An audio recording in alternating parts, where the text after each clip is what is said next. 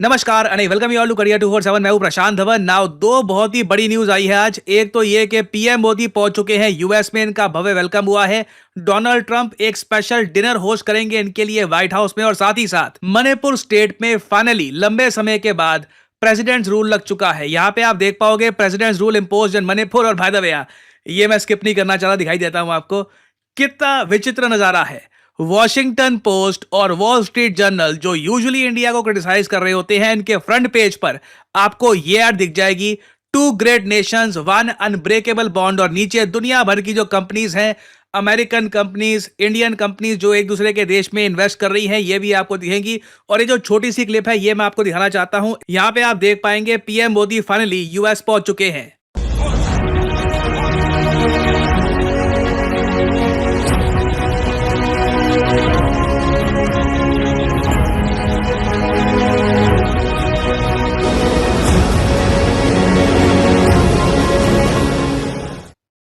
ये देखो इस बेशरम इंसान को। इस बंदे ने 8 महीने से कोई काम नहीं किया, मगर इसका वॉलेट देखो।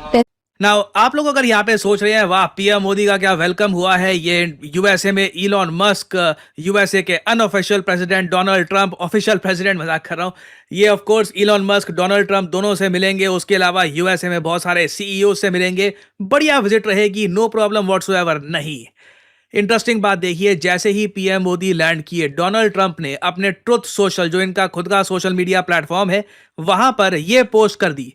बहुत ही ज्यादा इंपॉर्टेंट पोस्ट है ये।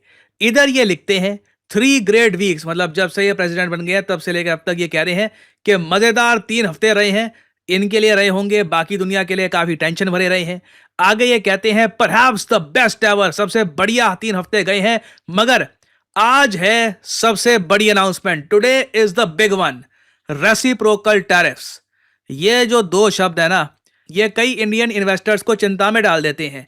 रेसिप्रोकल टैरिफ का मतलब यह है कि अगर एक कंट्री यूएसए के प्रोडक्ट्स पर टैरिफ लगा के रख रहा था, मान लो 50%, यूएस लंबे समय तक उस कंट्री के प्रोडक्ट्स पर टैरिफ लगा के रख रहा था 10%, 20% के आसपास।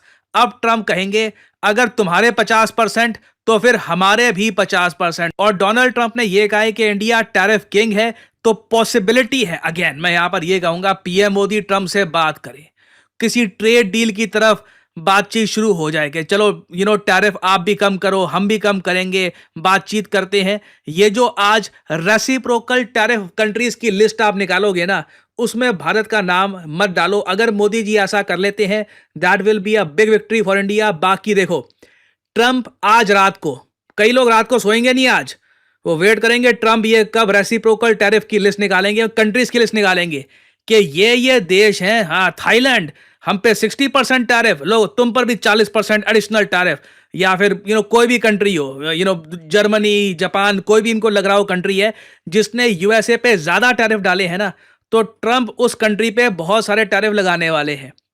और आप समझ लीजिए, अगर इंडिया पे अचानक से लगा देते हैं ये टैरिफ्स, तो इंडिया की स्टॉक मार्केट को भी इससे काफी बड़ा झटका लगेगा। तो पीएम मोदी के पास एक बहुत ही बड़ा, मैं कहूंगा, टास्क है, डोनाल्ड ट्रंप से बात करना, इनको समझाना कि टैरिफ वाला मामला आपस में बैठ के हम सुलझा सकते हैं। वैसे टू बी ऑनेस्ट, आप अगर एक डिप्लोमेटिक जेस्चर के पर्सपेक्टिव से देखो कि डोनाल्ड ट्रंप ने पीएम मोदी को वेलकम किया, इनके लिए व्हाइट हाउस में डिनर होस्ट कर रहे हैं ये, उसके बाद टैरिफ लगा देना बहुत ही ऑड होगा। But again we are talking about Donald Trump. अगर एक वर्ड में आप मुझसे पूछो कि डोनाल्ड ट्रंप को डिस्क्राइब करो, तो मैं वर्ड यूज करूंगा अनप्रिडिक्टेबल। ये क्या करने वाले हैं, कब करने वाले हैं, शायद ट्रंप को भी नहीं पता होता। बट इंडिया के पास मैं यहां पर यह कहूंगा एक बड़ा एडवांटेज यह है कि हमारे प्राइम मिनिस्टर काफी एक्सपीरियंस्ड हैं। यूएस गवर्नमेंट में आज के समय कई जो पावरफुल लोग हैं वो काफी रिस्पेक्ट से देखते हैं इंडियन प्राइम मिनिस्टर को, और इसका एक रीजन भी है, ये लंबे समय तक पीएम रहे हैं, रिस्पॉन्सिबल लीडर हैं। पीएम मोदी ने अपने टेन्योर में कुछ अजीब सी कोई चीज नहीं करी जिससे यूएस इंडिया के रिलेशंस खराब हो जाएं। तो यूएस में इनकी काफी रिस्पेक्ट है। आप देखोगे तुलसी गैबर्ट इनसे रिसेंटली मिली थी, तुलसी गैबर्ट काफी प्रशंसा कर चुकी है इनकी। जेडी वैंस से रिसेंटली मिले थे पीएम मोदी। तो ओवरऑल आप कह सकते हैं इनके पास काफी गुडविल है। Hopefully India can use that, और इंडिया पे कोई रेसिप्रोकल टैरिफ नहीं लगेंगे। नाउ अब हम बात करते हैं मणिपुर की, जहां पे थोड़ा बहुत एक यूएस कनेक्शन भी आता है। नाउ मणिपुर को अगर हम देखें तो रिसेंटली यहाँ पे चीफ मिनिस्टर बीरेन सिंह ने रिजाइन कर दिया है, और अब यहाँ पर प्रेसिडेंट्स रूल भी कर दिया गया है इम्पोज। रीजन बहुत ही सिंपल है, मणिपुर वायलेंस जो 2023 में शुरू हुआ था ना, अभी भी आप अगर देखो टेक्निकली पूरा खत्म हुआ नहीं है। काफी जगह मणिपुर में जो वायलेंस है रोक दिया गया है, मगर अभी भी वहां पे सुनने में आता है situation is not 100% under control. तो हमारा अगर हम ओवरऑल देखें, 1 साल 9 महीने से भी ज्यादा का टाइम निकल चुका है। इस बीच अगर हम देखें तो 4700 से ज्यादा घर डिस्ट्रॉय हो चुके हैं, 220 से ऊपर लोग मारे जा चुके हैं। ये ऑफिशियल फिगर है। जो अनऑफिशियल फिगर्स है ऑफ कोर्स, जो कई इंटरनेशनल मीडिया वाले जो कोट करते हैं, वो लोग कहते हैं कि और भी ज्यादा लोग मारे गए थे और 60,000 से ज्यादा लोग डिस्प्लेस हो चुके हैं। और आप एक बात नोट करना, मणिपुर यूएस मीडिया के रेडार पे भी लंबे समय से था। मणिपुर में जो भी डेवलपमेंट हुई है, यूएस मीडिया ने कैटेगोरिकली इसको कवर किया है। कई यूएसए में जो क्रिश्चियन आउटलेट्स हैं, इन्होंने मणिपुर वायलेंस को स्पिन करके ऐसे भी दिखा दिया कि इंडिया की मणिपुर स्टेट्स में जो क्रिश्चियंस हैं इन पे अत्याचार हो रहे हैं। अपना मुझे एक बात यहां पर यह बोलनी पड़ेगी, डोनाल्ड ट्रंप ना दुनिया भर में, चाहे साउथ अफ्रीका हो, भारत हो, कहीं भी जो वाइट लोग हैं यूरोपियन एंसेस्ट्री के, उन पे कुछ अगर हो जाए तो आवाज उठाएंगे। और जो क्रिश्चियन फेथ के लोग हैं, उन पर कहीं से भी आहट आ गई ना कि उन पर कुछ हुआ है, तो डोनाल्ड ट्रंप आवाज उठाने वाले हैं, क्योंकि उनका जो वोटर बेस है वो काफी कंजर्वेटिव क्रिश्चियंस वाला है। तो मणिपुर में फाइनली प्रेसिडेंट्स रूल लगा देना एक बड़ी न्यूज़ है। इससे हमको उम्मीद है कि फाइनली अब प्रेसिडेंट्स रूल के अंडर हम जो भी यहाँ पे वायलेंस है, जो भी अराजकता है, इसको ख़त्म कर सकते हैं, समाप्त कर सकते हैं।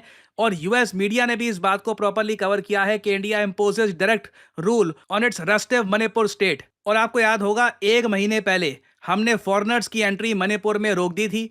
और इसका एक कई रीज़न भी है। एक यूएस आदमी था जिसका एक मिलिट्री बैकग्राउंड भी है, ये ड्रोन बांट रहा था मणिपुर अल्ट्रास को। जी हाँ, यहाँ पे आप देख पाओगे हम एक अमेरिकन आदमी है, डैनियल कॉर्नी। इस पर काफ़ी लोग गुस्सा हो गए थे क्योंकि एक वीडियो सामने आई थी जहां पर ये ड्रोन्स और बुलेट प्रूफ जैकेट्स ये कुकी मिलिटेंट्स को बांट रहा था मणिपुर में। तो मणिपुर में जो भी हो रहा है ना, अमेरिकन इसको देखते हैं कि देखिए क्रिश्चियन ट्राइबल्स पे अत्याचार हो रहा है। उनको ये नहीं दिख रहा कि कुकी मिलिटेंट्स और मैतीस के बीच में क्या इशू है। ये इनको ये बात समझ में आ चुकी है कि जो कुकी ट्राइबल्स हैं वो ज़्यादातर क्रिश्चियनिटी को अपना चुके हैं पिछले कुछ डेकेड्स में। तो इसलिए USCIRF, United states commission on international religious freedom, इसने 2023 से ही, जब ट्रंप पावर में नहीं थे तब से ही लिखना स्टार्ट कर दिया था कि जी देखिए क्रिश्चियंस के अगेंस्ट वायलेंस हो रहा है मणिपुर में। और आप समझ सकते हैं अब सिंस डोनाल्ड ट्रंप आ चुके हैं ना पावर में, तो ये इस टॉपिक को ज़्यादा इंपॉर्टेंस देने वाले हैं। अगर ये टॉपिक बढ़ता रहता है तो इंडिया ने, मैं कहूँगा, एक सही टाइम पर मणिपुर का जो केस है इस पर एक बड़ा स्टेप लेने का फैसला कर दिया है। और होपफुली प्रेसिडेंट्स रूल के अंडर जो मणिपुर में जो प्रॉब्लम है इसको हम रिजॉल्व कर पाएंगे।